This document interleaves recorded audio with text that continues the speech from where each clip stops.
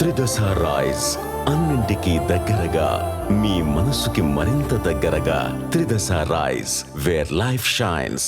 మరి కాసేపట్లోనే ఇప్పటం గ్రామంలో deputy CM Pawan Kalyan పర్యటించబోతున్నారు. 2022 Ippatam గ్రామంలో ఆయన పర్యటించారు. ఇప్పటం గ్రామంతో పవన్ కళ్యాణ్కి ఒక ఎమోషనల్ కనెక్టివిటీ ఉంది. ఎందుకంటే 2022 మార్చి 14 ఇప్పటం సభ ద్వారానే ఆంధ్రప్రదేశ్ రాజకీయాలకు సంబంధించి కీలక ప్రకటన ఇక్కడి నుంచే చేశారు. అంతేకాదు ఇక్కడ గ్రామంలో రోడ్డు వైండింగ్ కోసం భవనాలు కూల్చివేసిన సందర్భంగా కూడా పోలీసు ఆంక్షలు పెట్టినా ఈ గ్రామానికి వచ్చి ఇక్కడ ఉన్నటువంటి గ్రామస్తుల్ని ఆయన పలకరించారు, అండగా ఉన్నటువంటి పరిస్థితి. ఈ నేపథ్యంలోనే ఇంట్లో నాగేశ్వరమ్మ అనే మహిళ పవన్ కళ్యాణ్ తన కుమారుడు అంటూ ఆ రోజు కన్నీళ్ళు పెట్టుకుని పవన్ కళ్యాణ్ హత్తుకుని ఏడ్చారు. ఈ సందర్భంగా అధికారంలోకి వచ్చిన తర్వాత ఖచ్చితంగా మిమ్మల్ని కలుస్తామమ్మా అంటూ ఇంట్లో నాగేశ్వరమ్మకి పవన్ కళ్యాణ్ మాట ఇచ్చారు. ఈ నేపథ్యంలోనే ఇంట్లో నాగేశ్వరమ్మని మరి కాసేపట్లో స్వయంగా పవన్ కళ్యాణ్ కలబోతున్నారు. ప్రస్తుతం ఆమె ఇంట్లో నాగేశ్వరమ్మ గారు ఆమె 2022లో పవన్ కళ్యాణ్ వచ్చిన సందర్భంగా అప్పుడు వైసీపీ వాళ్ళు రోడ్డు వైండింగ్ పేరుతో తమ ఇళ్లను కూల్చే సందర్భంగా రోడ్డు మీదకి వచ్చి ఫైట్ చేశారు. ఈ నేపథ్యంలోనే మరి కాసేపట్లో పవన్ కళ్యాణ్ స్వయంగా ఆమెను కలవబోతున్నారు. ఒకసారి ఆమెతో మాట్లాడదాం. అమ్మ, 2022లో మీరు పవన్ కళ్యాణ్ గారిని కలిశారు. ఈరోజు మిమ్మల్ని స్వయంగా కలవడానికి పవన్ కళ్యాణ్ గారు రాబోతున్నారు. ఏమనిపిస్తుంది? ఏం చెప్తారు? నాకు చాలా సంతోషంగా ఉందయ్యా. మయ్యేస్తున్నాడంటే నాకు బాగా సంతోషంగా ఉందమ్మా. నా బిడ్డ అయ్యా, నా కొడుకు. నాకు 3 కొడుకులు అయ్యా, 2 చచ్చిపోయారు. ఆ కొడుకు ఈ కొడుకు తోడనుకుంటానయ్యా నేను. ఇదే మాట అయ్యా. మయ్యి బంగారం అయ్యా. నాకు మాత్రం దేవుడు అయ్యా. నాకు దేవుడు వరం ఇచ్చాడయ్యా. నాకు నా వరం దేవుడు అయ్యా నాకు మయ్య. అంటే ఆ రోజు మీరు ఏం చెప్పారమ్మా? ఆ రోజు ఏమన్నారు అంటే ఆయన కూడా చాలా బాధపడ్డాడు. నా మాటలన్నీ ఆయనకు బాగా ఇదేని అంతేనమ్మా. ఆ రోజు చెప్పారా అధికారంలోకి వచ్చిన తర్వాత మిమ్మల్ని కలుస్తానని? చెప్పారమ్మా. మాట ఖచ్చితంగా ఉండడమ్మా. అదే మాట. ఈ పాజిటివ్గా 10 సార్లు సీఎం అవ్వాలయ్యా నా కొడుకు. అది నా కోరిక.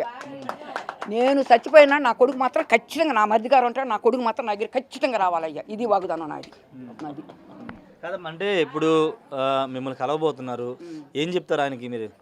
నేను మయ్య ఇదే 10 సార్లు సీఎం అవ్వాలని కోరుకుంటున్నాను అయ్యా. ఇంకా నాకు ఇంకా కోరిక ఒకటే కదా.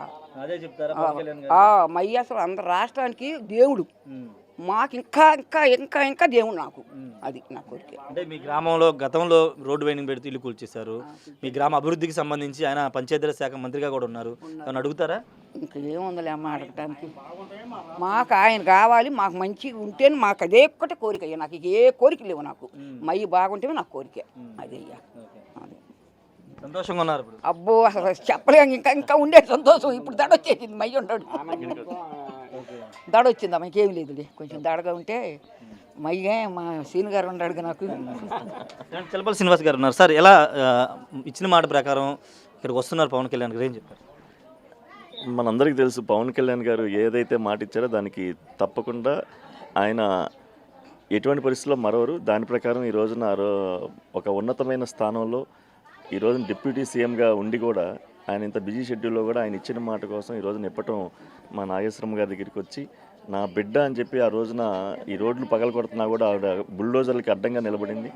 బుల్డోజర్లకి అడ్డంగా నిలబడి ఆ రోజున ఆవిడ కూడా అయ్యా మీరు ఇట్లా కూల్చేస్తున్నారు, నా బిడ్డ వచ్చి అడ్డుకుంటాడు మిమ్మల్ని అని చెప్పి ఆ రోజు గట్టిగా చెప్పింది. దాని ప్రకారం ఆ రోజున పవన్ కళ్యాణ్ గారు అందరికీ అండగా ఏదైతే ఇప్పటం సభలో భూములు ఇచ్చారని చెప్పి ఒక ఆ రోజున రాక్షస పాలన ప్రభుత్వం అందరి ఇల్లు కొట్టేసిన పరిస్థితి. దాంట్లో భాగంగా ఆ రోజు పవన్ కళ్యాణ్ గారు నేనున్నాను మీకోసం అని చెప్పి నాగేశ్వరమ్మ గారు ఆ రోజు కూల్చేప్పుడే చెప్పారు. ఆ బుల్డోజర్లకు అడ్డుగా నిలబడి చాలామంది గ్రామస్తులంతా నిలబడ్డారు. అందులో పెద్ద ఆవిడ, నాకు 3 బిడ్డలు అయితే 2 చనిపోయారు, 1 బిడ్డే ఉన్నారు, దానికి తోడుగా నువ్వు మా బిడ్డ పెద్ద కొడుకు, మా ఇంటి పెద్ద కొడుకు పవన్ కళ్యాణ్ గారు వస్తారని చెప్పి చాలా గొప్పగా చెప్పిన సందర్భం ఆ రోజున. తప్పకుండా ఆయన ఈ ఊరికి కూడా చాలా మేలు చేస్తారని చెప్పి ప్రజలు చేస్తారు. చేశాడయ్యా, మాకు బాగా మేలు చేశాడయ్యా.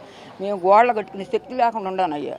మయ్య మాకు అందరికీ కూడా సప్లై చేశాడు, డబ్బులు ఇచ్చాడు. మయ్య ఉన్నాడు, గోడలు కట్టుకున్నాను. ఇవాళ కూడా నేను పొలం వెళ్ళానమ్మా. మయ్యి రావట్లేదంటే నేను పొలం వెళ్ళా. మరి పొలానికి వచ్చి కుర్రోళ్ళు తీసుకొచ్చారు అయ్యా. నన్ను ఇది అయ్యా పొలం చేస్తారు. వెళ్ళకపోతే ఎట్టయ్యా, కథ లేదు, వెళ్ళాలి, పడతానమ్మా.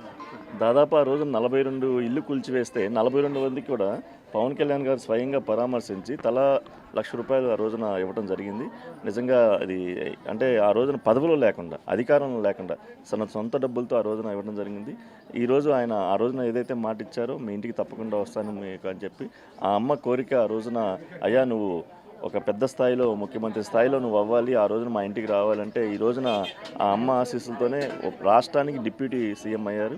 ఉప ముఖ్యమంత్రిగా ఆ హోదాలో ఆ అమ్మ దగ్గరికి పెద్ద కొడుకులా వస్తున్నాడు ఈ రోజున. Thank you sir. ఖచ్చితంగా ఆమె మాటలు నిజంగా అంటే భావోద్వేగానికి కూడా గురవుతున్నటువంటి పరిస్థితి. ఎందుకంటే చిన్న మాట ప్రకారం ఇప్పుడు స్వయంగా డిప్యూటీ సీఎం అయినా కానీ మాట గుర్తుపెట్టుకుని ఇక్కడ రావడం చాలా సంతోషంగా ఉందని చెప్తుంది. పవన్ కళ్యాణ్ ఏం కోరను, మరో 10 సార్లు ఆయన సీఎంగా అవ్వాలని మాత్రం కోరుకుంటే అదే విషయాన్ని పవన్ కళ్యాణ్ చెప్తాను ఇంట్లో నాగేశ్వరం చెప్తున్నారు. కెమెరా పర్సన్ సాయితో రాజేష్, బిగ్ టీవీ, ఇప్పడం గ్రామం నుండి.